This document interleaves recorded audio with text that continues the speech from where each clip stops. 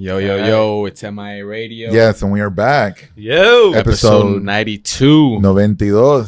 We got a special guest in the building, a reoccurring guest. Yeah, Second we're timer. on his Is it alumni? Oh, I like that. I like that. yeah. I like. Hall of Fame? Are you gonna do a Hall of Fame or not? Oh damn! Not yet, bro. Relax. Until we Yo, you're back. when we reach after 100 episodes, then we can start talking about bleaching. Have we had anybody? Who have we had multiple times?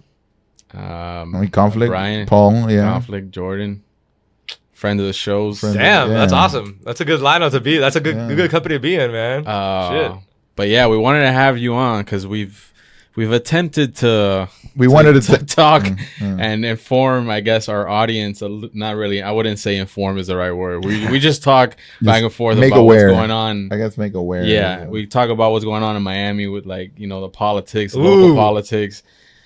But I know when we spoke last time, you mentioned that you worked in local office, which I didn't even know. Yeah. And you were saying how you realize what a shady game it is. Yeah. Like how grimy and like how cutthroat and how everybody's after each other or whatever. Yeah. So. We're going to get into all of it, but I really wanted to dive in and we could start with that. Like how it really works and the back end of all this political jargon and whatnot. So yeah, I mean, a lot of people think the people your vote doesn't count and shit. In a way, it does. In a way, everything has a little. There's a conspiracy theories when it comes to voting, right? So there's a little bit of truth to it, and then it's usually exploited to make this blanket statement "Oh, your vote doesn't count." That's not true.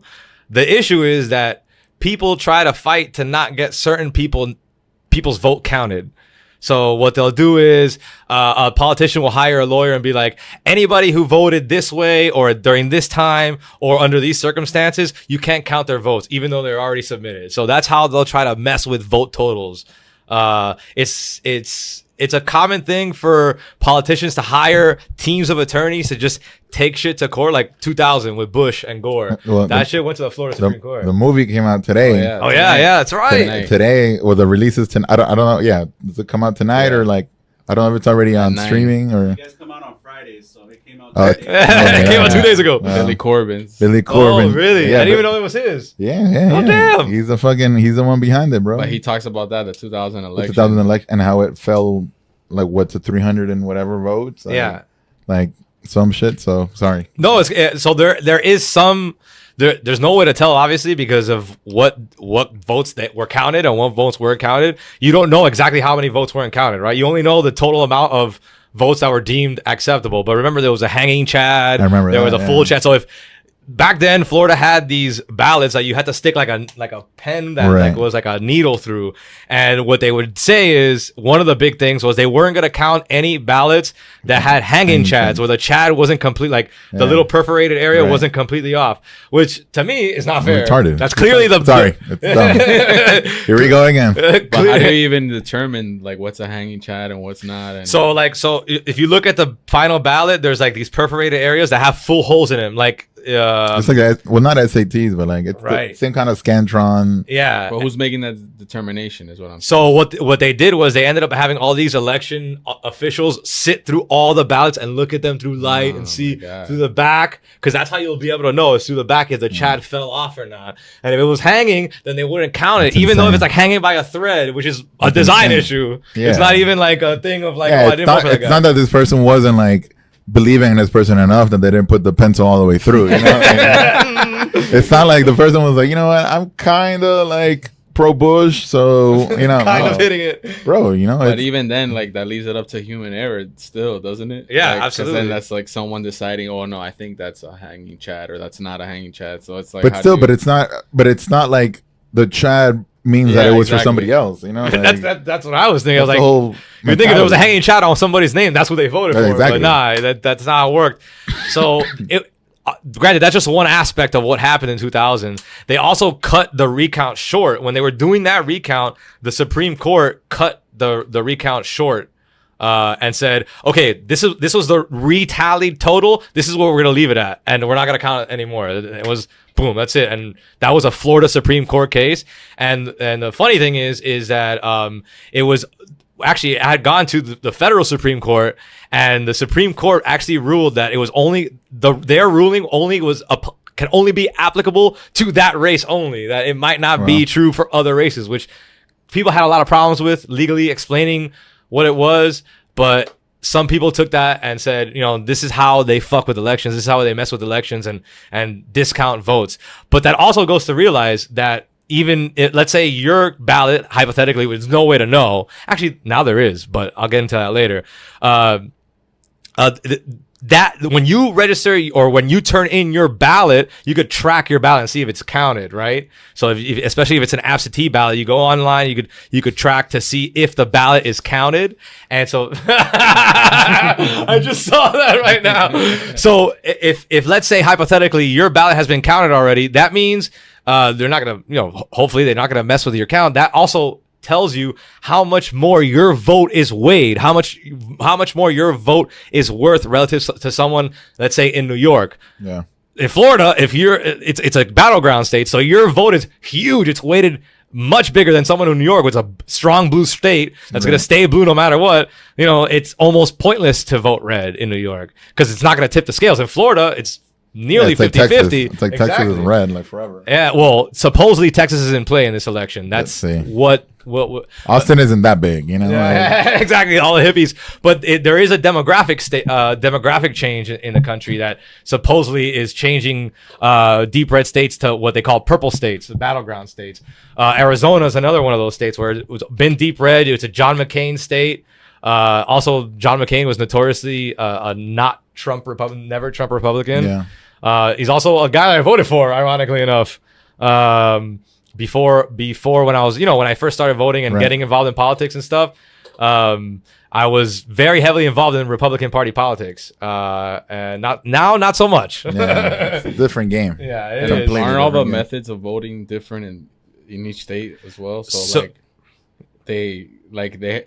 Florida has those problems with the ballots and all that, but aren't some electronic, some aren't, some are mail in, some you can't mail in. Yeah. So how does that? So elections are run by each state, and the theory behind that is so that there's no influence by the guy running for president. He can't at a federal level. Let's say he's an incumbent. Let's say it's Trump. The idea is that because each state controls their elections, Trump can't just go to each state and manipulate things or send lawyers to each state, which he kind of can though. Yeah. Anyone really can, but that kind of makes it harder. If it was a whole federally watched over election, it's easy to taint that agency that's looking over the election. If it's a federal agency that's looking over the entire nation's elections. So the idea is each state has their own process, each state has their own system, and it's agreed upon by either the state legislatures and or the people voting in those states. So in Florida, after the whole disaster of the hanging chads, now when you go to a polling place, you vote through a computer system. So it's a touchscreen system.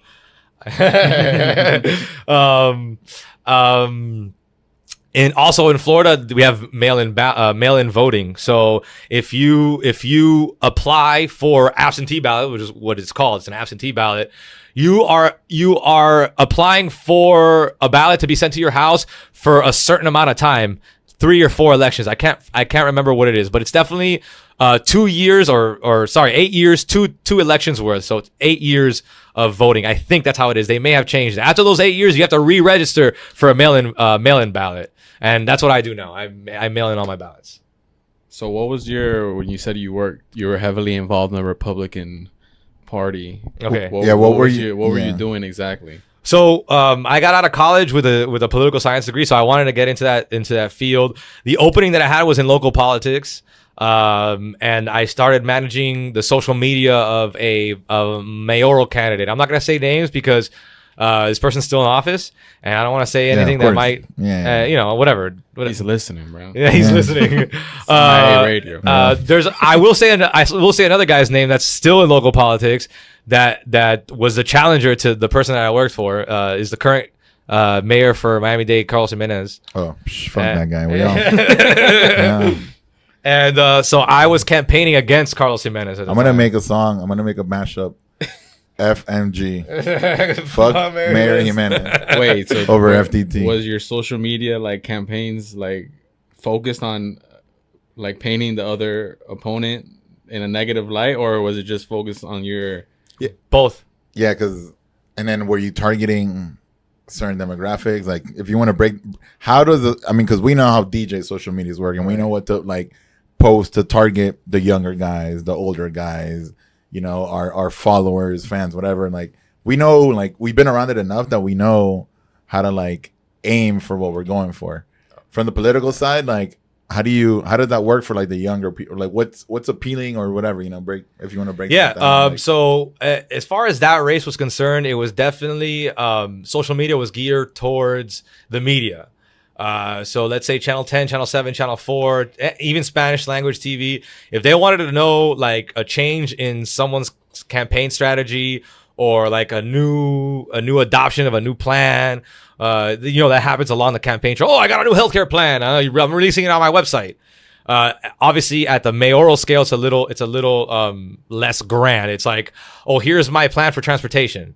So the idea is, so the candidate will draw that up throughout the campaign trail, and then we would release it out on social media so that if Local 10 or Telemundo wanted to ask the candidate about the specifics of that plan, they would get in touch with us via the media contacts on the social media. So social media was basically at the time geared only towards the media. And this is what year?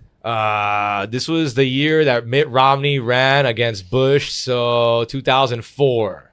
Damn. Yeah, 2004.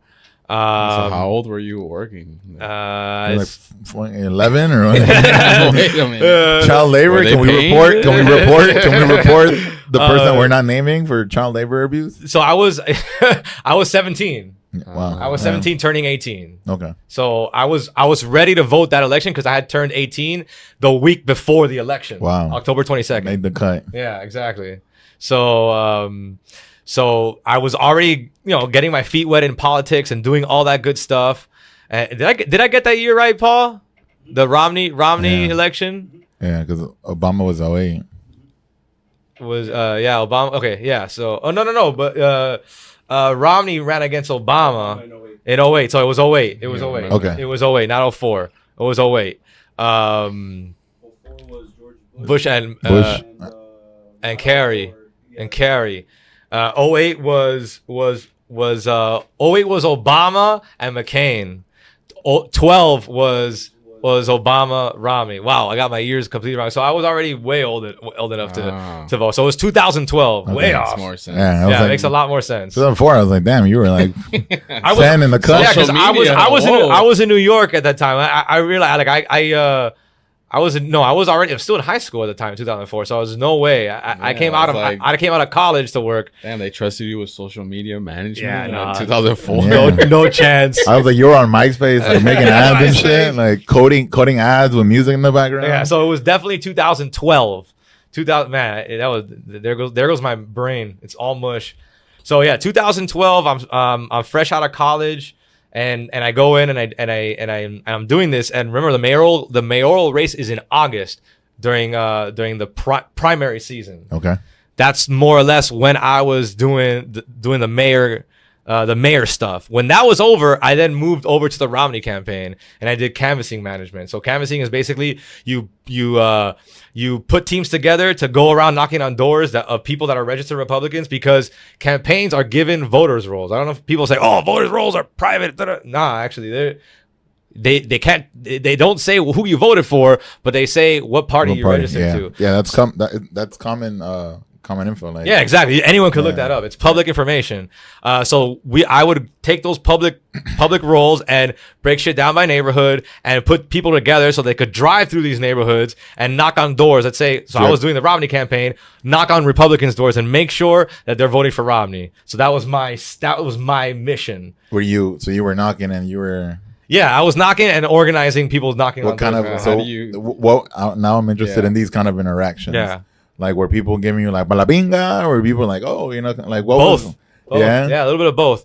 So the idea was obviously to solidify that Republican base. That was my mission. There's other missions like convert people, convert Democrats to Republicans or Republicans to Democrats, and all that stuff. And And my mission was to make sure that the Republicans that we could count on were voting for Romney. Yeah. That was obviously What was not like enough. a successful visit? Like, how do you confirm that they're voting for you? They give you a cafecito. Like when they gave you a cafecito, it was locked in. Yeah, pretty much. So a cafecito, like if you were welcomed, obviously that's pretty positive. Also lawn signs. When they ask for lawn signs, they're like, yeah, this guy's super like passionate. Or this woman's super passionate. This year, whoever's doing your job this year for you know who is destroying the campaign right now. So yeah, like, and then you would mark him off, and then you would send it back to someone higher than you, like the Florida person. I was doing only like south, like Pinecrest area type of area, you know, what falls. do they do with that information? Because they technically haven't voted yet. So what do they use that For polling purposes, internal polling. Yeah. So, well, my information went to internal polling for the Republican Party. I don't know. Other people sometimes do this independently outside of a party to get their polling right. Like, you know, media companies, YouGov and Rasmussen and CNBC and all those people, they have their own polling systems. But internal polling is done mostly that way, getting data from the ground and then extrapolating that data to see more or less how you're projected to go.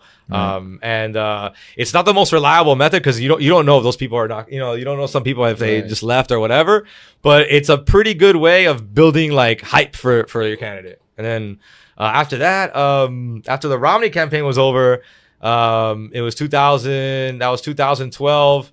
Then it was the 2016 campaign, and that was when the shit hit the fan. that's when I changed parties, actually. So I think a lot of people did. Yeah. And I think there was like a lot of people were just, I mean, because a lot of this is, bro, I know all the responses, all the reply, like the rebuttals. Right. When you talk about their man, like they always have like that rebuttal. And they'll tell you, well, you know, my king Trump was a Democrat. Oh, he came out as a Democrat, so don't be like the Republicans. That's one of like, you know, there's a lot of I like the you wouldn't know. I love you're not educated, and I love those. But that one is like, well, you know, Trump was originally a Democrat, so I mean, I know that a lot of people were like.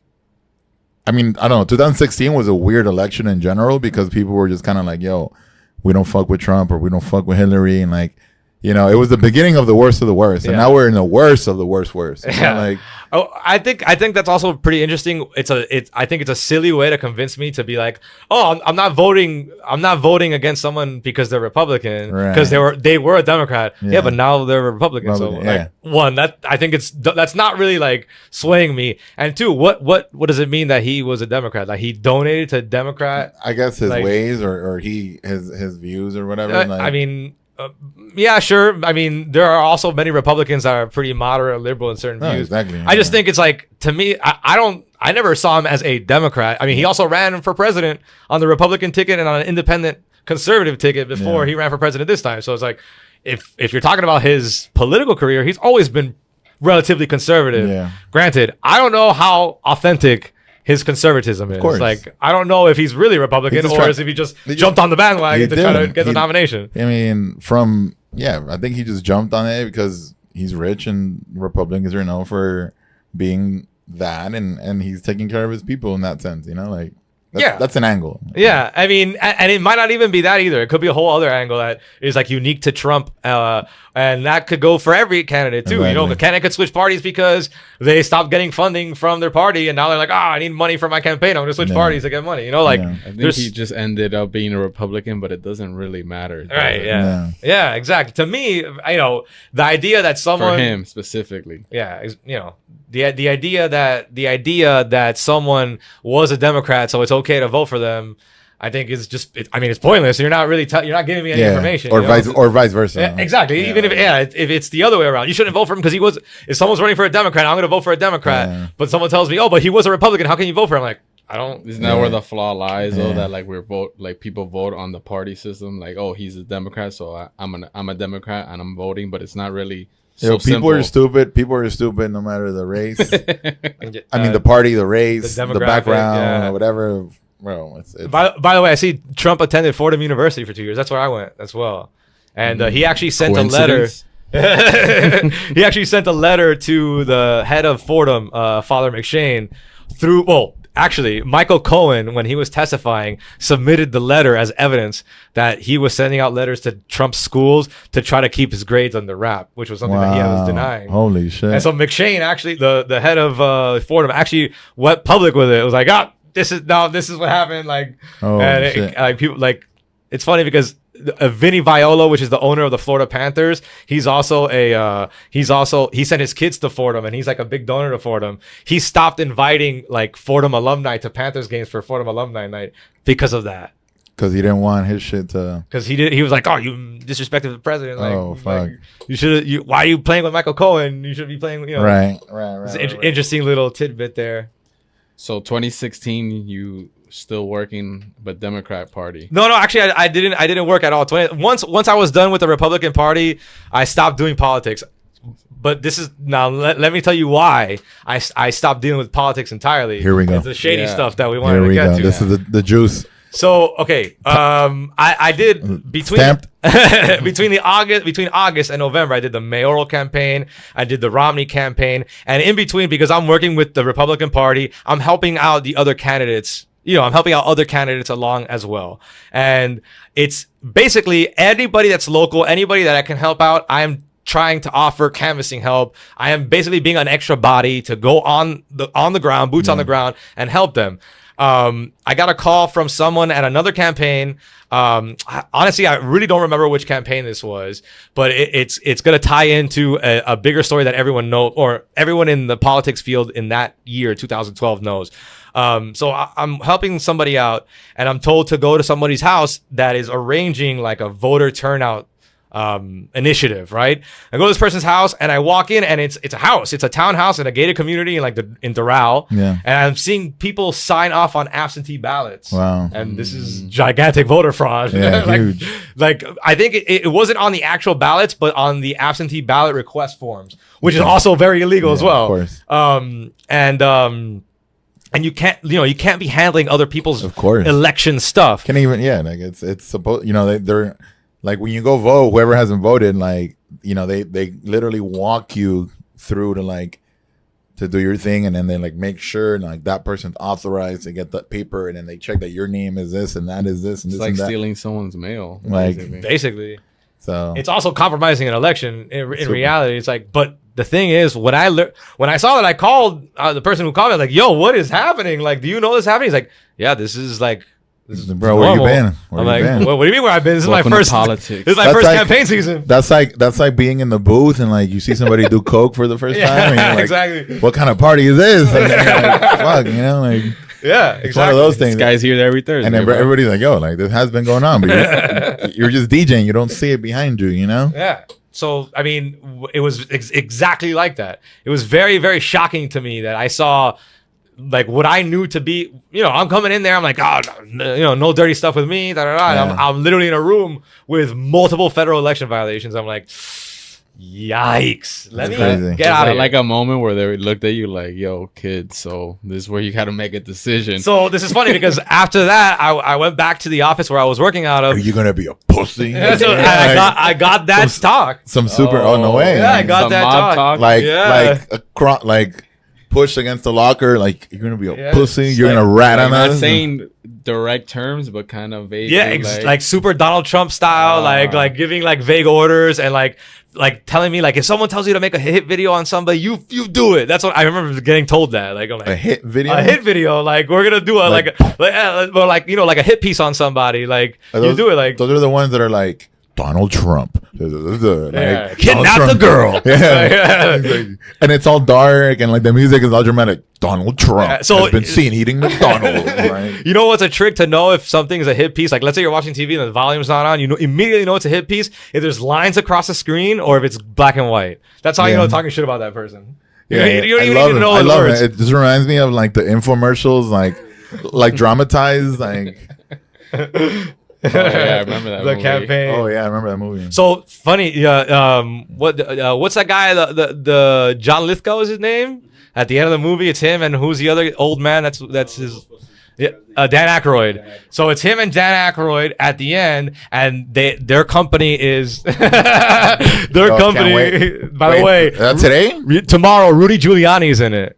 No way. With like a supposed, I'm not gonna say it. I don't want to say it. Don't ruin it. Don't ruin it. I'm not gonna ruin anything. So okay, so Dan Aykroyd and John Lithgow play these guys that own the company of the voting systems, right? They're supposed to be the Koch brothers. Exactly. Good, nice, good job. You knew that. Shit runs deep, bro. Yeah. That's who they parallel, or who they're supposed to be playing without their names, right? It's a different name. It's like something else. But yeah, it's interesting. They even made them to look like them. That's crazy. Yeah.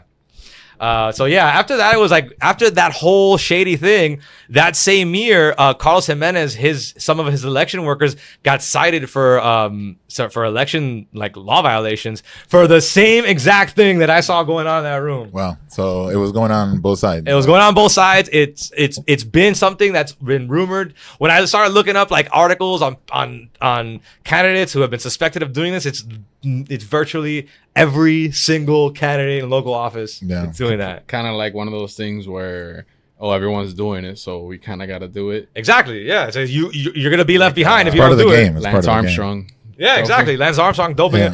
Exactly. It's like when you could like game the voting system in like one of those online polls, where, like by doing private tab window or whatever.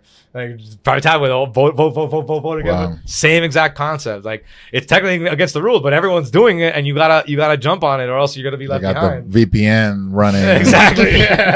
Yeah. So you're left in a moral dilemma. I mean, it was yeah, I guess it was a moral dilemma. Also, like, experiencing the world and going, that's about the time when like the music, the DJ stuff started like getting a little bit better for me in the sense of my focus. Like, this is not a hobby anymore. Like, this is like something that I like to do every day. And you find that like that groove where you're in the zone about your work. And then I started going to Amsterdam for like ADE and all that stuff. And like, through there I would travel to different countries, and like, your mind starts opening up to like all these different possibilities. And like a lot of the things, especially here in Miami, especially coming from me, I went to private school, and like that's like a really, really concentrated bubble, plus the Miami bubble, which is another crazy. You mentioned it in the last episode about how people in Miami are pretty ignorant. Yeah, they're insane. It's very, very sad. Not to say that there's no ignorant people outside of Miami, but it's very, very sad to see like some of the things that are like themes in Miami, and like you're like, around the world, or even if in a different state that might not be like Miami, and see how like, how disappointing, I think is the word that I'm looking for. Like how disappointing it is for people to be falling into that trap in your hometown. And it's a lot, it's ignorance, and it's just a lot of it is what I call like the being scared to question the way you were raised. Yeah. So it's just ignorance is just passed on and on and on. Exactly. And on. And it's scary for someone to be like, it's like the same thing as like someone that grew up religious and then wanted to be an atheist. Is like, it's scary to let go of those like preconceived notions, because like you feel like that's part of your identity. Like, what? I'm not gonna switch parties from Republican to Democrat. How can I? Like, I grew up on this stuff. Like, what's happening? And it's like, it is scary, but and there's a lot of people, like I know a lot of people that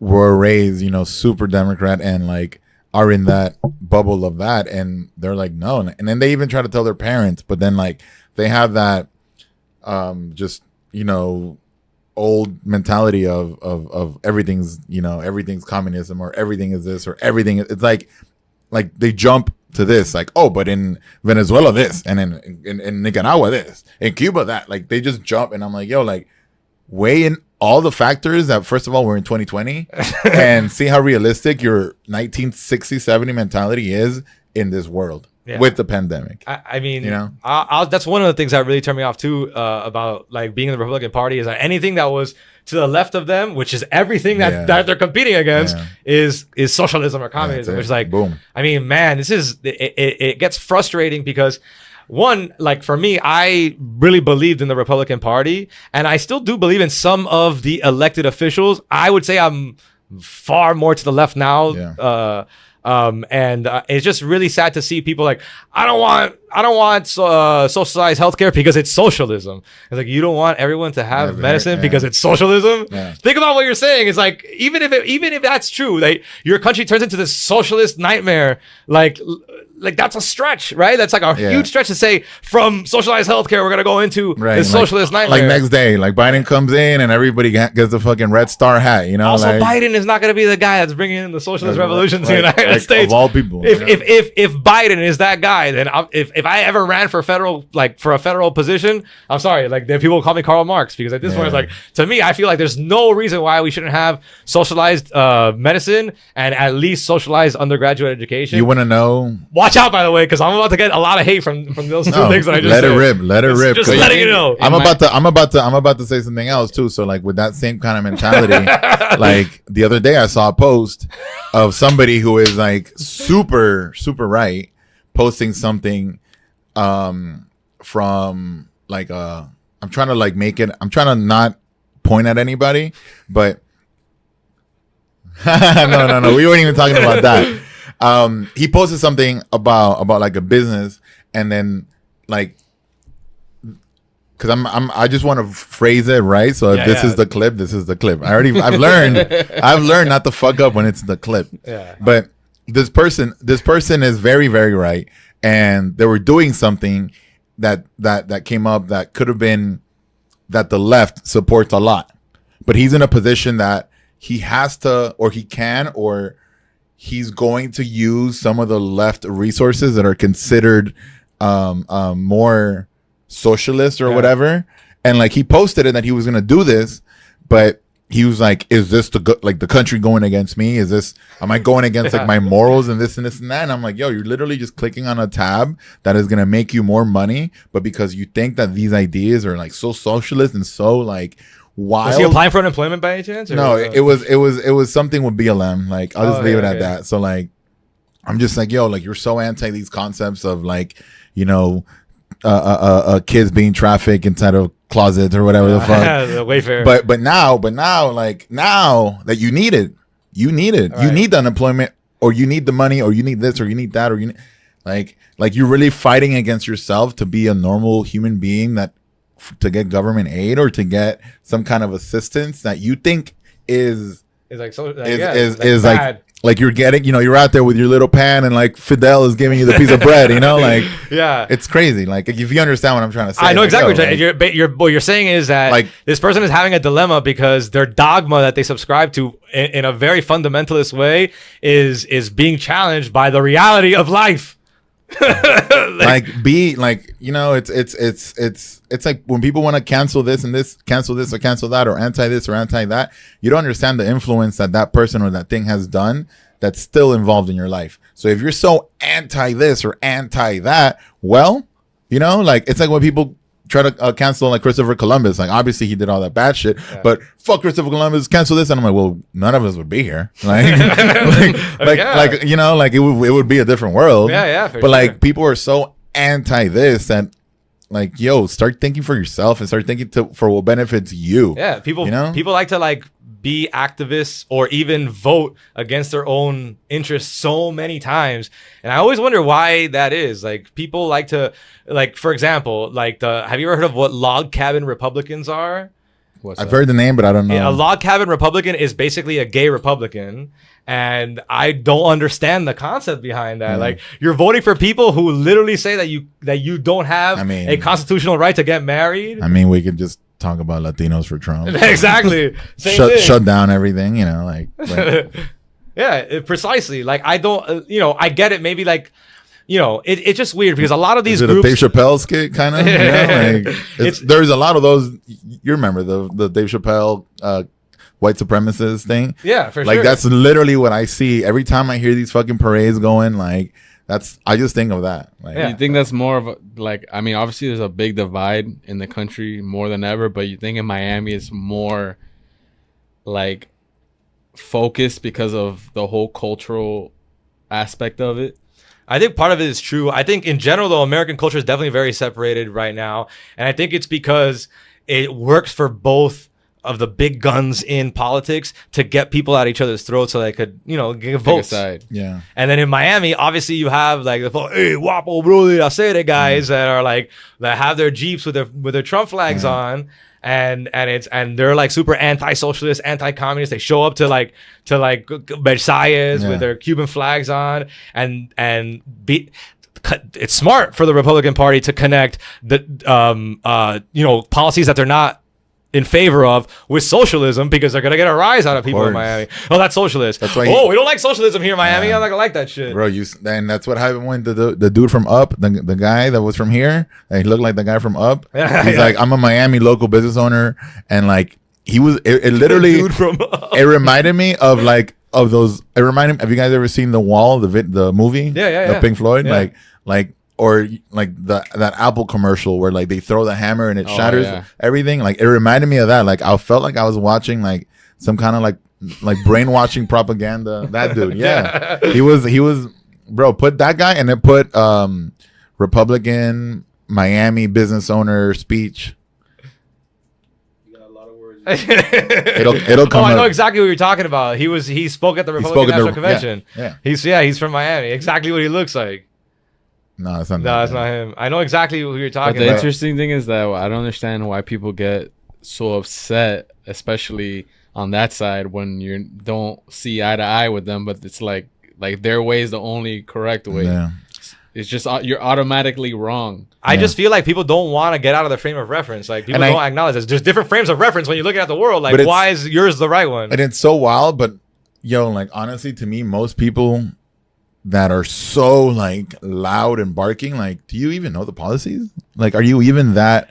And that's something that we touched on last week, was that like people are so like Trump, Biden. But I'm like, yo, you've been unemployed, sitting at home for the past 6-7 months. Like, who are you going to vote for that's going to do something about that? Most people don't even know that. Yeah. Most people don't even know that. Like, well, and to expand on what you said about people not knowing like the policies and the loud ones, I've definitely noticed that this year, especially with the whole cancel culture stuff and like my First Amendment right to freedom of speech and all this stuff. And it's like, man, I feel like especially when I hear the socialism thing gets like grinds my gears a little bit. That's socialism. Same. I mean, what do you mean by that? Are you telling me that because we're gonna give healthcare to everybody and have it guaranteed by the government, that means that we're gonna start nationalizing businesses and we're not gonna have private property anymore? Because that's like a leap.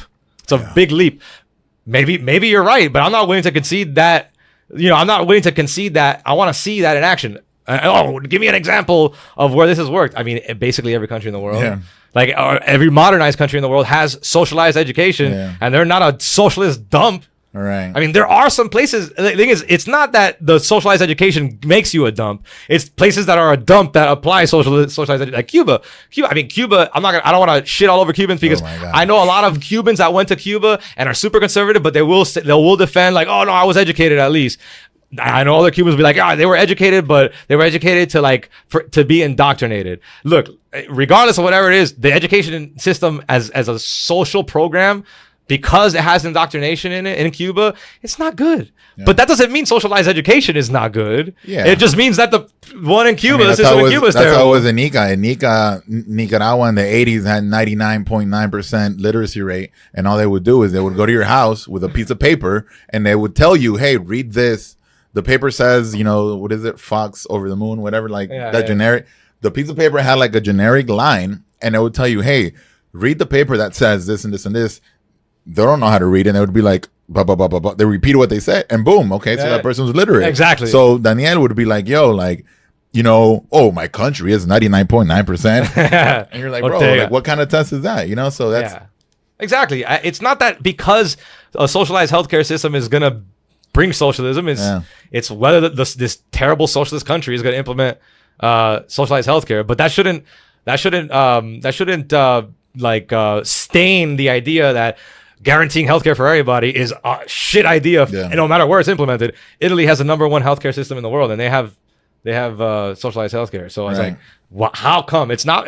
It might not be because they have socialized healthcare. It's because of other factors as well. But like, there's no reason why we can't insure everybody in this country. There's so many people paying taxes. We have one of the largest one of the biggest countries with the most tax revenue, and we spend a lot on stupid shit. Yeah. So why not like divert some of that stupid shit into actually like educating people? And that's why I feel like a lot of politicians take advantage of the fact that people aren't educated and they want to move in and like expand that doctrine and propaganda on people that won't know any better because they don't have the critical thinking skills because their education has been sacrificed. I read an interesting article yesterday that was saying from the New York Times that was saying that actually only 10% of Twitter is responsible for 97% of political tweets.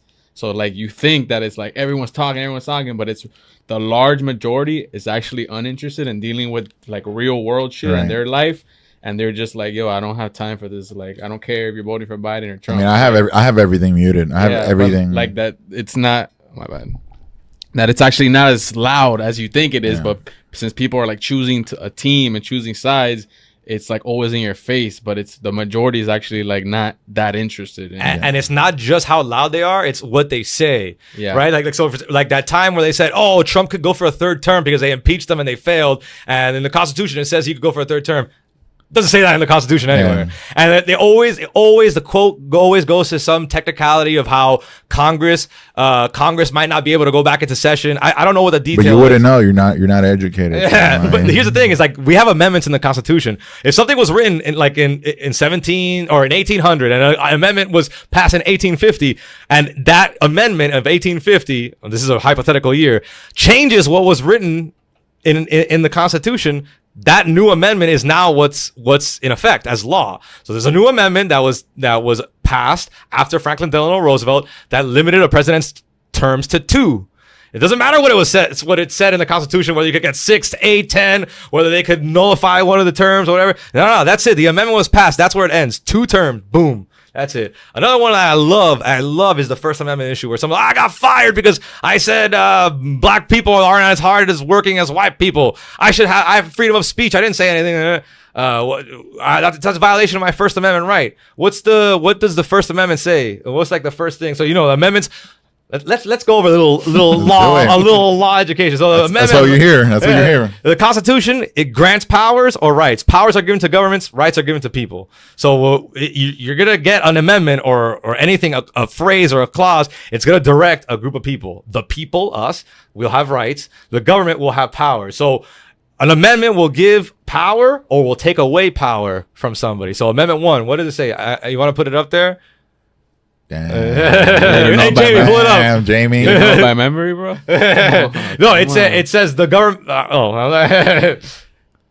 So, yeah, there you go.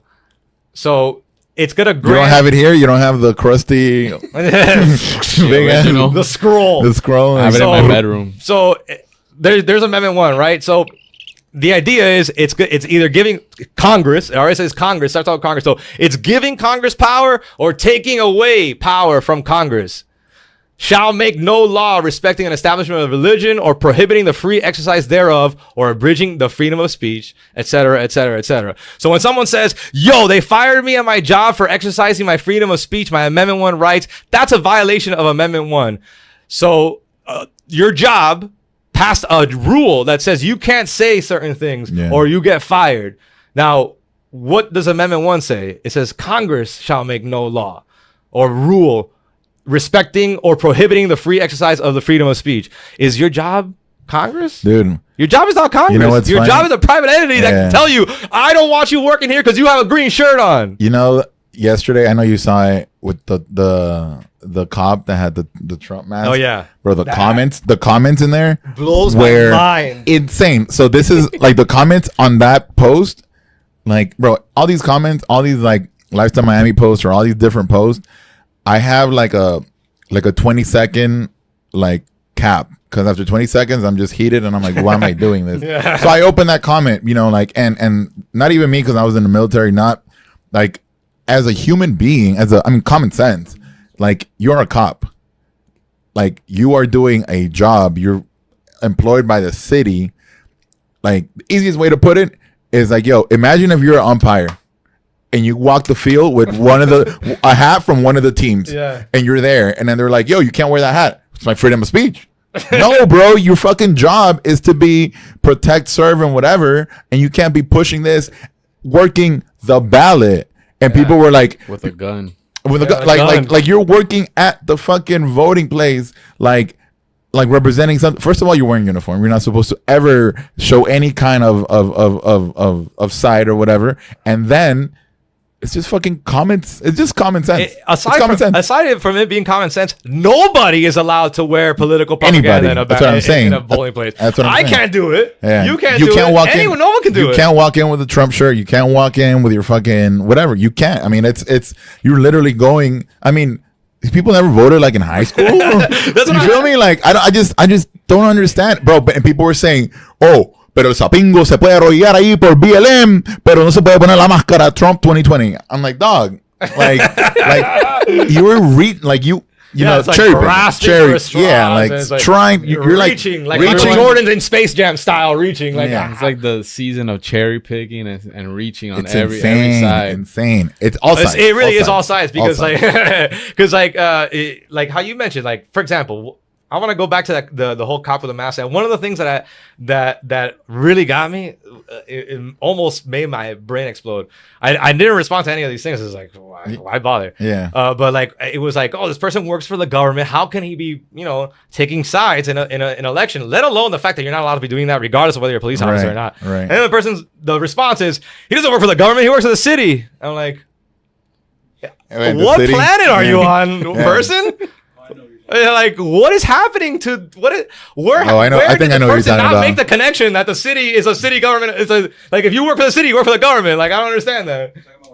Yeah, exactly. Yeah. Like I read that, I was like, oh boy, like how do you have a conversation with a person that is because what they're doing is they have an opinion. You've demonstrated that their opinion might be like not founded in what the reality or what the situation is. They're gonna build a wall and a hedge, right? They're gonna You're supposed to build a wall. You're not gonna but then the information tells you gotta push your wall back, but they're not pushing their wall back. They're just creating the wall around the argument. What do you think that is? Like just human nature of being like on a side and not be able to budge? Like I don't understand why people can be like subjective and see, okay, I stand this, but I see what you mean when you're saying this, so maybe we can like, what is the whole dilemma? So I think what it is because it's a fundamentalist view, like it's at a fundamental level. Anything that would challenge someone's fundamental view would actually force them to dig their heels in more. So it might not be that he works for the city. It might not be that he works for the city. But look at the name of the profile of the last one. Like it might not be that oh, he works for the city, not for the government. That's just a way to like reinforce. It's a wrong argument. It's false, but it's a way to like build your fundamental view, like feel to yourself stronger. Like you're willing to make something up to maintain your fundamentalist view. That's exactly what it is. You dig there's studies on this. If it's at a fundamental level, you're gonna dig your feet in no matter what. It's like I was in a group chat recently, and it's like the worst idea to discuss politics in a group chat, but it was someone was saying their view, but then they were trying to denounce the other person's view, which is whatever, like that's happening. But the craziest part to me was that he said something like, because this person isn't the greatest person on earth, I'm not gonna vote on emotion. I'm gonna, just because it doesn't align with my interests or something.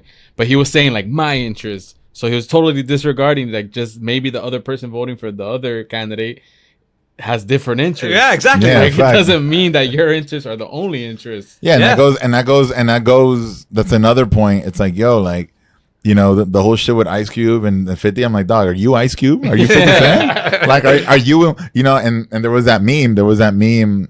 It applies to everything pretty much. It was the meme of Biden. Biden announces higher taxes for 100K. Yeah. And then it was like the people you went to high school with that make 35K a year. Like, but it's so true. And that is literally exactly everything. That meme applies to anything and everything that Trump like has done or said or whatever. Like, yo, you're not that person. Yeah. Like you are not that person. Like, it's like, bro, like when the young DJ, when the JV guy would come in and like you know, step into the chat and no, bro. Yeah, like, exactly. Like fall back, Valen. You know, like, it's not like that. You know, but it's crazy because like no matter what stance you have, I find it like impossible to be like, yo, I know what it's like to be a 50-year-old used to be successful black rapper, got shot 9 times and is rich, and now he like I can never walk that walk, so exactly. I can't judge anyone for their stance. Like, okay, that's what you think. I don't know why he doesn't want to be 20 Cent. All right, got it, boom. But like, what is that affecting my life? I don't know. Also, like they're like he's saying like. The idea is that the effective tax rate over $400,000 is 62%. I don't know if that's true. I haven't read the policy, but it's like they're saying that they're passing it off as if 62% of your income is gonna get taxed. Yeah, and it's not because that. you made more than $400,000. No. Yeah. It's 62% of everything that you made over $400,000. Yeah, you already made $400,000. Like it's not like you're gonna go poor. Right. It's so funny. I've seen because I read into that, and people were just like. For what is it? They said for every $1,000 over that, it's like, But I mean, bro, people were like, my guy, like you don't even have a savings account, you know, like you put all your money in your checking account. You're worried about all this shit, you know, like those kind of people. Like, yo, like that's the thing with social media. You can't like have all this context. It's like you just say, yo, that tax initiative is very, very bad. Let's not do it. I mean, exactly. Like, I mean, look, to be honest, the idea that they're gonna tax you to poverty. We don't have that kind of system, that tax system in this country. It's a graduated tax system. It's not gonna it's again the scare tactics. I mean, that's been number one. That's been the number one campaign, bro. Yeah, but it works. It works. It does, but I mean, to like a normal, reasonable person that has 2 eyes and like lives a normal life, like this fear tactic makes no sense. Yeah. Hello, who's been in power for the last 4 years? So you're saying, look at Biden's America. That's what you want to live in? Seattle, Portland. I haven't seen that America yet. And I'm like, well, bro, it's like blaming your little brother. Like blaming, like, it's like having a new roommate about to move in, and you're like, man, fucking the new roommate ruined the bathroom. No, bro, you're the one that's supposed to be doing all this shit now. You haven't done ni pinga, you know. Like it's funny because it's like they show us video. There's another like this. It's scare tactics, and again, regardless of whether you're Republican or Democrat, it's used. But this scare tactic is so silly. It's showing scenes of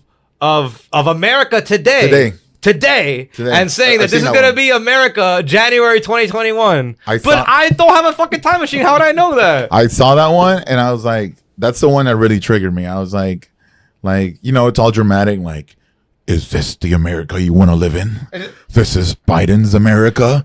And I'm like, bro, that is currently right now under the president that's in power right now. And by the way, to answer the question, I don't want to live under that. Like, that's not good, but that's why I'm not voting for the guy that's in power now. Are you guys showing me like a simulation? Are you guys showing me like a movie scene? Is it like fucking like some Tom Cruise movie, you know? Yeah, it's like a Minority Report. They're showing you The Edge of Tomorrow. Oh, man. They're showing you, when when Obama was president, you know? Yeah, I mean, but it's right now, but it's yesterday. Yeah, I mean, it's just, I don't like scare tactics. Just give me, like, the idea of scare tactics is to misinform people. I want to make my decision in the most informed way possible. If all I know is what you're against and I don't know what you're for, I'm thinking this guy, all he does is attack this other person. Right. What am I voting for? What's gonna happen when you get there? I don't know. It was gonna be apparently there was gonna be a wall and Mexico was gonna pay for it. Yeah, what happened? What happened to that one? Even if I would have voted for that, I didn't get it. So it's like, what the hell? Hey, but you wouldn't know, man. You're not educated enough. You wouldn't know. I love that. I love that one. I love that one. Feigning. Well, they're not feigning. They're claiming that you're like, bro, because I don't agree with you. That's at QAnon Trump 2020 told me. Like I learned from at QAnon Trump 2020 IG profile told me everything I'm supposed to know. I knew somebody that one of my roommates from New York was dating somebody that we had like a group chat with their group of friends, and this person, one of the persons in the chat was a huge QAnon person, and like literally on the weekly or like the bi-weekly would send us, hey guys, don't go outside because they're about to arrest Justin Trudeau in Canada, and if you're in Buffalo, the cops are gonna stop all traffic on the highways because they're invading Toronto, and tomorrow you'll hear on the news. Also, Tom Hanks was in Australia because he was getting away from because like, the background on his call is the same, and he was wearing the same shirt as and it's a list of like 20-30 people that literally is like, tomorrow you'll find out that they got arrested, and I'm like, but everyone knows that this is not happening, and it doesn't happen, and they hedge again. It's like no, it's a deep state. They're keeping it. Bro, I saw some Pizzagate shit. And when the guy's getting arrested and he's like, but there's kids in there. But there's kids in there. Oh, yeah, the Pizzagate thing. Dude, bro, he was like going into like a Domino's. And he's like, but there's kids in there. There's kids in there. And he's like getting fucking like trammed down.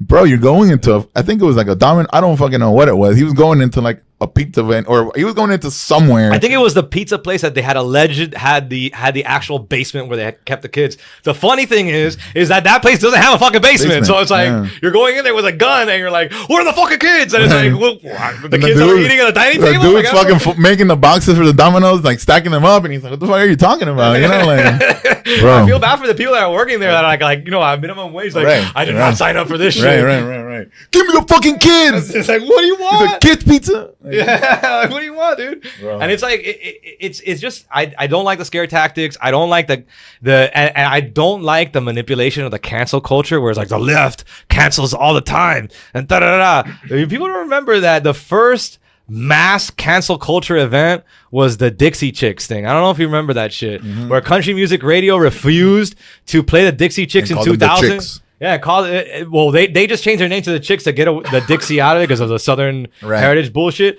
But they endorsed Gore.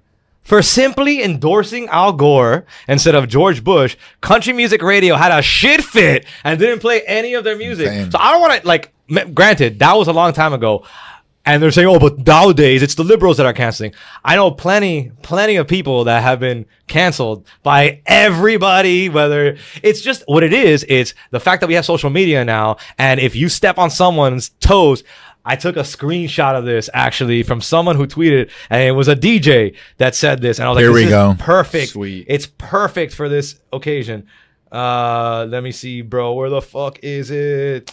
Damn. He said something that it doesn't matter whether you're making a point or not. If you're stepping on the toes of someone who's bigger than you, it doesn't matter whether your point is right or wrong. They're gonna go after you just to make you an example so that they could get bigger themselves. Yeah. And bro, that's true. That's pretty true. It's fucking true, man. I mean, I know people that have specifically spoken out against like a particular like political commentator, and this political commentator is like super against like doxing and cancel culture, but what they'll do is that they'll post the guy or the girl that went against them on Facebook and be like, see, this person is an ignorant liberal, da, da, da, da. And then they'll have all their army go after them and like send them death threats and it's like, how are you any different? Like all these guys complaining about cancel culture, but you're doing the same shit. It's all about the fact that you want to get bigger. They're using you as a stepping stone. Yeah. That's why like when people are like, oh, why,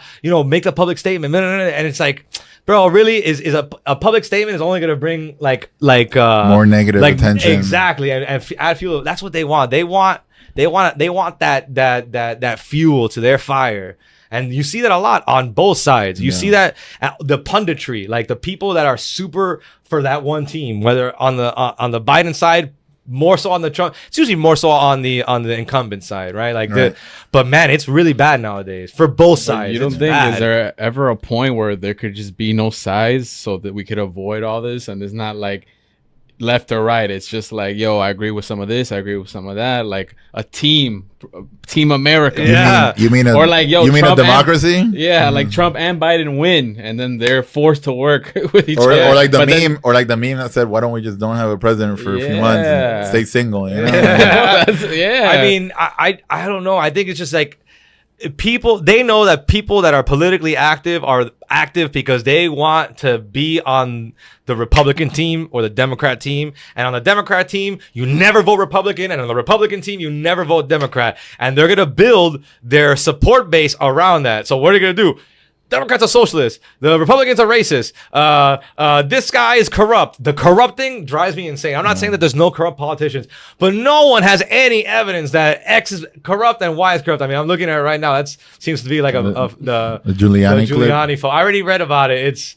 It's really crazy. And look, that guy, that Cernovich dude, one of the craziest fucking dudes with the scare tactics.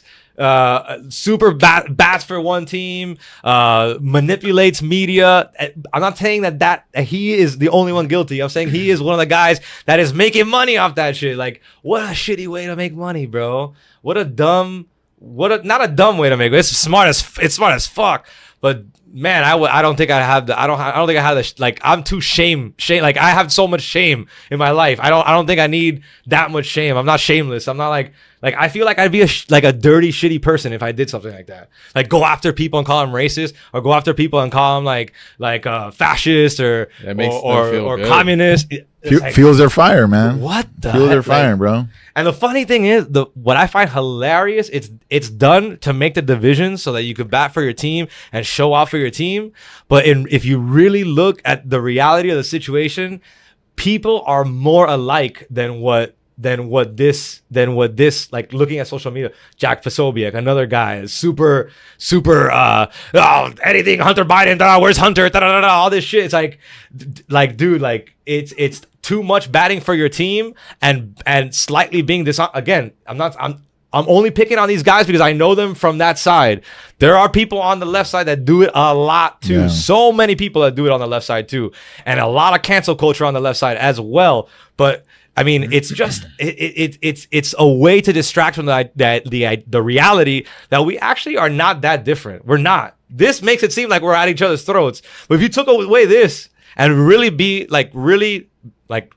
get down to the honest core of things, we're not that different. Like, the difference between Republicans and Democrats is only there because of the propaganda and the campaign machine. Yeah. If you took that away, we'd be so locked. Like, not everybody, but for the majority of people, the average person will be in lockstep with each other. Oh, cool, that's good. I agree with that. And you'll start seeing the little ideas that someone might agree with, and it might be like counter to what their other stances are, and you find common ground. There's gonna be a lot of common ground, but right now, this is what drives the political machine, is division, and that's. It's both sides. At the end of the day, I voted. I already voted. I knew I had made my decision. I'm obviously was not gonna vote for Trump. Because to me, it's just, that campaign is just too driven on the fear, too driven on he's a communist. Keep America great. It's too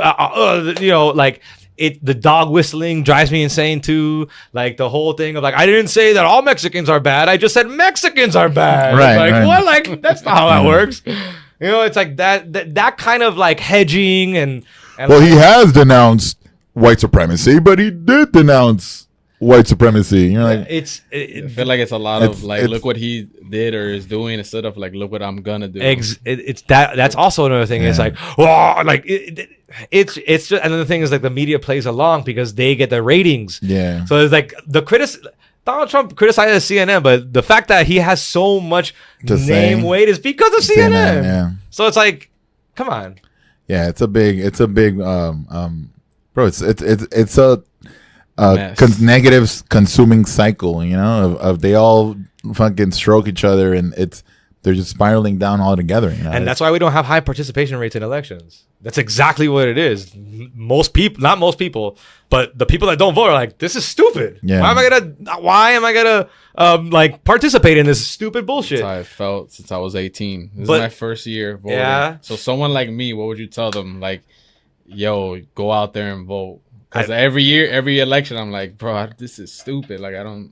Coming from an immigrant family and coming from a family like in Cuba, where there is a horrendous dictatorship, where you go to a polling place, supposedly you go to a polling place, and you look at the ballot and you only can vote for one person, and then you come to the United States And you're like, holy shit, what a difference. In Cuba, people would be like, dude, I would kill to be able to vote in an election. The fact that I am suppressed and I'm oppressed to the point where I can't even voice my opinion on who could be my leader in my country should make me grateful enough for a country like the United States to be like, I need to make my voice heard, because in other less fortunate countries or in other situations where people are too poor to go to a polling place or people will kill to vote is my point essentially. Is like we are so lucky to have the opportunity to make a change and to have our voices heard. And like I said before, when I preface, like, sometimes people's votes don't get counted. It's a little more complicated than that. But the fact that you have the opportunity to even pick between two guys, it's more. If you look at a ballot, you're going to have quite a lot of choices. That's people in Cuba, people in Venezuela, people in dictatorship, autocratic countries. They die for this shit. And to me, I feel like it would be dishonoring people that would fight for the right to vote if you don't vote and you have the right to vote and you have the opportunity to vote. It's a little sad and disappointing. I don't want to make you feel bad for no. Because I was always in the stance of like, I don't believe in this system, and I don't think, not that my vote doesn't make a difference, but like, what am I changing if maybe my candidate wins, but then at the end of the day, the system. But then one of my friends told me like, you're complaining about a system, but we have one. Yeah, it's not the best, but like exactly like you said, like look at these other countries. Like you're lucky that you can even get a chance to partake in this, so you should. And whatever way you vote, you should just voice your vote, because I mean, there's other places where you can't even do that. So why not? Absolutely. And it also goes down to like your local elections too. Like people should be active in the primary elections, in your midterm elections, because a lot of the system is dictated by, I don't want to call them bureaucrats because they're elected into office, but things in government are like steps, right? It goes from one room to the next room, gets checked off, goes to the next. It really does matter who you put into that room. Like if you're passing some sort of law, let's say, how Congress works. There's a bill goes into a committee, which is a small segment of either senators or representatives. They're going to talk over the details. You want to make sure that the person that you put in there is looking out after you. And if that's not the case, because, I don't vote in midterms, I only vote for the president. Well, you're not really making a big change in the system, right? It really matters. From even your local leaders like mayor and stuff. That matters for the entire system. If you're only playing ball for the big boys like senator and president, there's a reason why the system. There's a reason why you're so unhappy with the system, is because you haven't voiced your opinion in that system. I mean, and right now, especially more than ever, like here in Miami, Suarez, Jimenez, like everybody's been, if you ask anybody, I mean, the normal DJ, who's the mayor of Miami or Miami-Dade?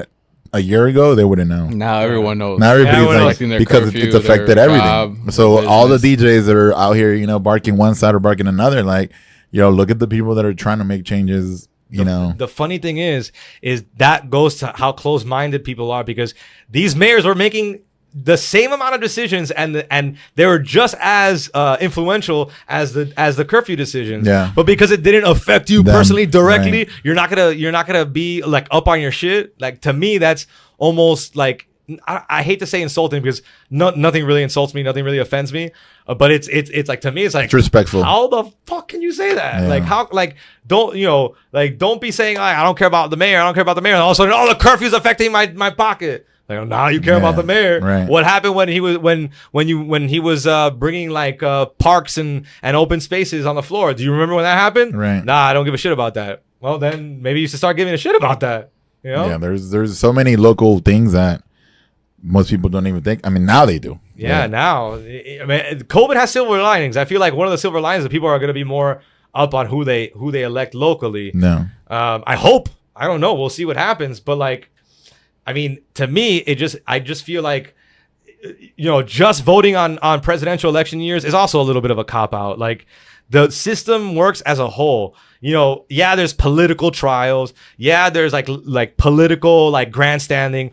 But in the box of procedure, there's no such thing as a political trial. It's a civil trial or it's a criminal trial. You got to play the game to change the system. It sucks. It's horrendous. Some people disagree with me. Some people are like, no, you got to be a revolutionary. You got to like take the system head on and be disobedient. But how are you gonna change the system if you're not gonna participate in the system? You gotta be an active participant. Otherwise, you can't complain. And I'm not gonna complain. I could complain because I didn't vote. I mean, bro, you have an opportunity to vote. You have the opportunity to do something about it. In another country, people literally riot in the streets where people die to vote, and you're gonna be like, nah, I'm not gonna vote. Forget it. All right, I'm voting, bro. God damn it. Damn. Yo, speaking of, explain it easily, quickly. How can people vote in Miami? So if you don't have a vote by mail absentee ballot, early voting is going on right now. Yeah. Make sure you know where your precinct is. It should say it on your voter's registration card. You could also go online, literally just look up Miami-Dade elections. Just Google that. We're going to do it right now. Google that and it'll tell you, look, even on Know Your Rights, find my polling place. There's so many ways to find your actual polling place. You said Miami voting? Miami-Dade voting. You could Google Miami-Dade voting and it'll tell you there. You just show up. And you have to be registered to vote, which you should be. You got to be on the list. Yeah, you got to be on, which I think if you're a citizen, you should just vote. And then they could hash out the details later. Like right. They process votes, so I don't, whatever. That's a whole other story. And again, you're going to get a lot of like the conservatives and like Trump people. This guy wants everyone to vote and the illegal immigrants to vote and all this you're stuff. You're about to get a bunch of spam phone calls. That'd be all right. Yeah, dude. But to me, it's like, for example, I'm registered to vote and I registered for an absentee ballot. I think it's too late for an absentee ballot, if I'm not mistaken. It is, right? I'm going in person, bro. So now go in person. I suggest early voting, like big time. Just go to your precinct, stay in line. They can't turn you away. If you're in line before the polls close, they cannot turn you away. That's another way they get you. Some people are like, oh, I'm going to do a suit on these people because they didn't close. Yeah, but if some people are in line, you're not going to be able to close. I have a right to vote. That's another tricky subject. A lot of times people try to take away your right to vote or like for the mail-in voting thing where they were, Trump was trying to like cast doubt on mail-in voting while simultaneously voting by mail. And then it became, no, universal mail-in voting is illegal. But the thing is, if you really think about it, the places that have universal voting, they're not going to affect, like saying that there should be no universal voting is not going to affect the election. Also, the reason why those places have universal voting is because it's a place like Colorado where there's mountains. People are not going to be trolling through the mountains to get 2 hours to a polling station and be like, oh, your polling station's closed now. Oh, I got to go back home and try back the next day. That's the purpose of the vote by mail in Colorado. And that's the purpose of having the states organize their elections so that the states know the particulars of their people. So in Florida, we're lucky enough to have vote by mail. You just got to sign up for it prior and you get signed up for 4 elections. So 8 years. And then you just renew it over and over and over again. And that's what I do. I never step into a booth. I've never done that.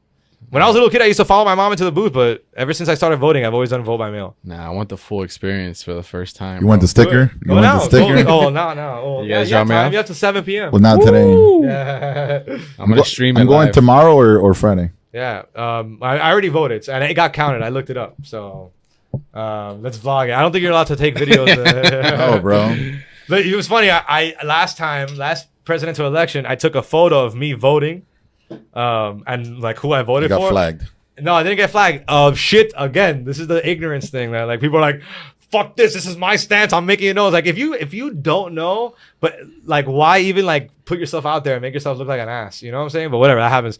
So I took a picture like it's illegal to take a photo of your ballot and who you're voting for. I'm like, hold on. Is it illegal for me to at my house to take a picture and show who I voted for, and I get the copy and paste of the statute that says this is what it said. I look at the statute, I'm like, yeah, photos and video are not allowed in polling places. I'm like, interesting. Polling places. Does my house count as a polling place? That's an interesting legal argument. I'm willing to bet that the courts are going to say no. But again, I just want a sticker, bro. I said I voted. So get the sticker, bro. That's it. And put it on the gram. Yeah, exactly. With all the emojis and all the gifs and everything. Guess who I voted for? Yeah.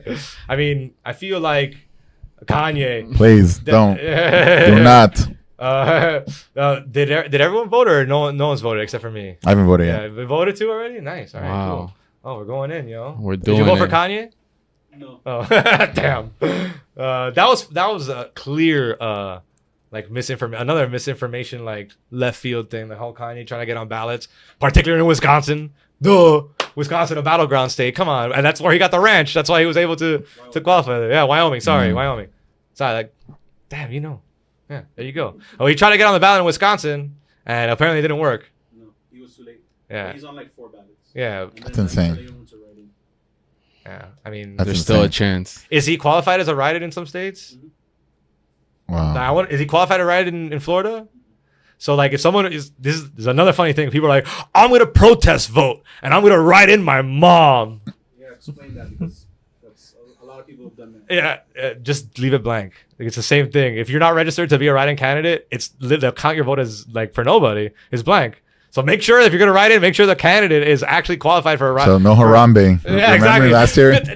Oh God! They said 17,000 people voted for Harambe. I'm like, no, they didn't. I promise you, because if they saw Harambe and they threw away the ballot, they never counted it. Yeah. Digs out for Harambe. Damn, TBT, bro. It's already been Harambe's been gone for 40 years. Damn, bro. You know, again, misinformation. That 3-term thing drove me nuts. The freedom of speech thing drives me insane. The socialism thing, and that's what they've become. And I feel like, the Republican Party has become, and I feel like that's why I'm like swerving to the left, you know, because like I want a party or candidates that have substance, that have like a vision, that have a plan.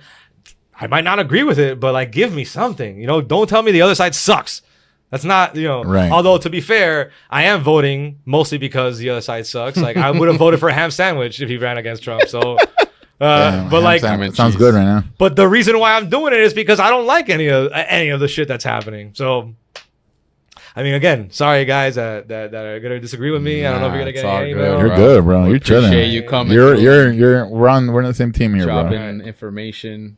Knowledge, wisdom. Electoral college, by the way, you're not voting. You don't vote for the president. You know that, right? Right. I know. Do you know that? Yeah. So you vote. You vote for electors. Like, you're voting for people that you presume will vote for the president in December when they sit down. And that's another.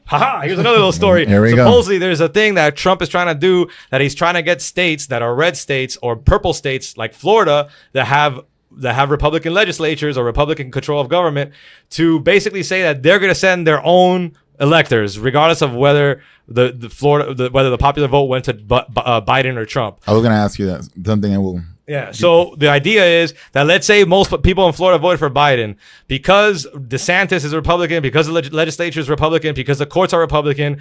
What they're going to do is going to pass a law that says Florida is going to certify their electors, not based on the popular vote, but based on what Florida wants. And they're probably going to pick guys that will vote for Trump, regardless of whether Florida went for Biden or not. So that's the idea. I don't know if that's a true thing. I don't know how successful that could be, to be honest, because like, think about it. What kind of system is going to like live long enough to be like, yeah, you know, the Florida voted for Biden, but we're going to vote for Trump. You know what I'm saying? Like, it's I don't know how, you know, all these like weird like tactics that people say are going to happen. Like, if it's close, Trump is going to win, even if Biden gets more votes. You know, I don't know. We have to wait to see, to be honest. Well, see what happens. And what because Trump didn't win the popular vote. No, he did not. So how did he come into power, if you want to like break that down for people that are not? So the idea, so like I said, each state has their own election system. They set it up however they want to set it up. Lots of states have laws that say if our state goes blue to Biden by the popular vote, we have to send electors that will vote for Biden. Period. Point blank. Wow. Other states don't have that. Other states are just, we're going to send the electors that vote for Biden, but that's not written in our rules or whatever. You know, like it's all based on what states have. Not all states have that rule, by the way. Not all states have a rule where it says, oh, if the popular vote goes to Biden, we must send electors that will vote for Biden. And not all electors commit to the person that they were assumed to commit to. Yeah. Like, there's some electors that I want to say it was the Reagan election where he won in a landslide, and one of the electors voted for like somebody else because he didn't want Reagan to get the most amount of electoral votes in presidential history. Oh, so it's like, just to spite him. It was actually like out of respect for the other president. And like, he said, I support Reagan, but there's a lot of aspects to that. But essentially you're not voting for president. When you go and you're, Biden. All right, I voted for Biden. No. You voted for what presumably is a count in a pool that will determine whether electors in Florida or whatever state you're from will then meet in December and vote for whoever wins the popular vote or however the system in that state is set up. So it's high. Again, it's super complicated. Most of the time, it just goes to the popular vote of that state. But there are things and little intricacies at play, like the thing that I told you about Trump trying to do with the whole like sending electors that will just vote for him no matter what. I don't know if that happens. I don't know if that's a real thing. If it is, I'd be pissed. If that actually happens, I'd be really pissed because that's not fair. I think if I voted blue and most of my other people voted blue and my state doesn't go blue, that's an issue. Like I want, but the electoral college was meant for, whatever. It's fine. I prefer a popular vote to guide that electoral vote. A good. I was watching those little voting explain on Netflix. It kind of breaks it down pretty good, for sure. in simpler terms, like how the electoral college works and how the counties and the states, like the voting process of how basically goes back to what you were saying. Once you're involved locally is kind of how you shift things in a bigger scale. Yeah, absolutely. Like they go county by county, see, this percentage of this county voted blue, and then they start tallying the numbers in each county and see who took the state. I'm curious to see if that happens where like a state turns blue and then the electors vote for Trump. If that happens, all hell's gonna break loose. I think that would be terrible. Just it's not how the system is supposed to work. It's it's a loophole, but man, I mean, it would be a really unfortunate power grab. And just to me, it would be a confirmation of all the things that everyone is scared of. Well, you can't be scared of Trump. He's not a dictator. And all of a sudden this happens, like boom, full control. Hello. Although I will say this, limiting, the fact that we have term limits, I think, granted, I don't think he's going to live out a second term. I think if he lives out the second term, if he gets reaelected, I think he dies within a few years after that. No way. And he's old as fuck. Yeah, he's crusty, dude. They're all fucking. Yeah. And it's 20 people say Sleepy Joe, and I'm like, yo, well, what about fucking walking turd? Like, this dude's like, he can't stand straight. There should be a minimum and a ceiling to the presidency too. I mean, the thing is, let's just vote AOC in already. Have her on for 20 years. The thing is that people like to, like, again, it's the ignorance factor at play where people, I'm going to vote for him a third term. You can't do that. How many people you think are going to write in? I mean, if he does, knock on wood. Third, if he knocks on, like, you think people are like, fuck yeah, bro, fucking, you wouldn't understand. Sure. Bro. I mean, he wouldn't be able to qualify for a ballot. In the next election, there's that's what I'm saying. 2024, how many Trump write-ins? Even if he's not even running. People who would write his name in, I have no idea. The amount of write-ins that say Trump that will be counted will absolutely be zero. I don't know anybody, like, I remember growing up, this is super left field, but I remember growing up and, like, you remember watching TV and you're like, people that you like, musicians, artists, baseball players, like, I remember growing up and it was like Michael Jackson, Michael Jordan were like people that you would idolize. Yeah. I think that people idolize Trump even more than we did in those times, or people did in those times of like those figures. You feel me? Like people just idolize this guy. Like, and why do you think? Like, so I have this theory. I have a theory. We're gonna end it with this. I have a theory that people like Trump, ignorant people like Trump because he's ignorant. And we talked about this. Like he's saying what the $60,000 household guy that works at Home Depot and hates whatever races, the anger and spite that he has in it is being voiced by him, so he feels connected to him by that. Do you think that's the thing? I think that definitely plays a factor. I think the idea that his most reliable demographic is white males without a college education is proof that he likes to go after people who are, one, they love the machismo. Yeah. Like that machismo thing, which to me is not a good thing or a bad At thing. all. Some people are like, I mean, it could be a bad thing actually. It works, sometimes it works against you. But to me, I can never see a good side of that. Yeah. Oh, he's hard and he's tough. Yeah, what if he tells someone go fuck yourself and then whatever deal's on the table is gone? Or go fuck yourself didn't really work out too well, did it? I mean, it hasn't worked out for 4 years. Exactly. So it's like also it's a diplomatic position, the president. It's not a go fuck yourself position. It's not like we're gonna bomb you if you don't like what I say. I mean, if that's what you want, then fundamentally I'm I'm not gonna agree with that. That's what some people do want that, right? And I feel like some people I want someone that's gonna bomb someone that's mean to us. It's like all these people want us to bomb China for the fucking virus. It's let's that's the same people, and it's funny. That's the same people that are saying, but Obama bombed Iran like every day. But, and I'm like, well, you want to do the same thing, like exactly. It's like remember, see, and that's the little things that I know that when the Trump dude tries to hit me with, I'm like, well, he wants to bomb this and he wants to do that, but Obama, and I'm like, bro, but like. It's also am I allowed to disagree with Obama when he did that? Because like of course. Apparently it's like, oh, you disagree with Obama, then why are you voting for Trump? Then? And it's like exactly like if we're gonna go by, I'm gonna vote for the guy. You're like, hey buddy, I'm not a psycho like you and just fucking dick ride this guy so much. Like also, it's like just because Obama was nice, you could like, how do you even know that I was cool with that? Like, you don't know. Exactly.